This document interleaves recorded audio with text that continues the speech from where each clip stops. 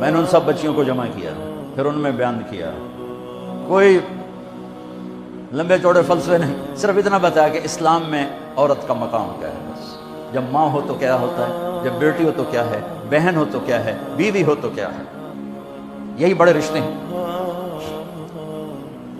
ہو ایک چھوٹی سی مجلس میں 10 لڑکیوں نے توبہ کی۔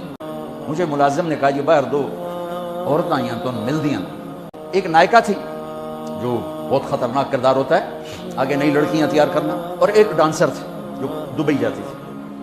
اس نے مجھ سے کہا مولانا صاحب تھوڑی گل سنیے، میں توبہ کیتی ہے تے میرے گراما مار مار میرا سر پاڑ چھڑیا ہے کہ اسا روٹی کتوں کھاونی ہے، تو نچنا چھڑ دیتا تے اسا روٹی کتوں، میرا کوئی وظیفہ لا دے، میں حرام کم نہیں کرتا۔ پھر میں جا کر ان بچیوں سے فردن جب ملا تو مجھے پتہ چلا کہ یہ بڑا مظلوم طبقہ۔ میں نے اس سے ایک سے کہا، میں نے کہا اپنی اس بچی کا تو رشتہ کر دے، میں سارا خرچہ اٹھاؤں گا۔ میں کہا میاں صاحب طوائف کے کوٹھے پہ کون آئے رشتہ دے؟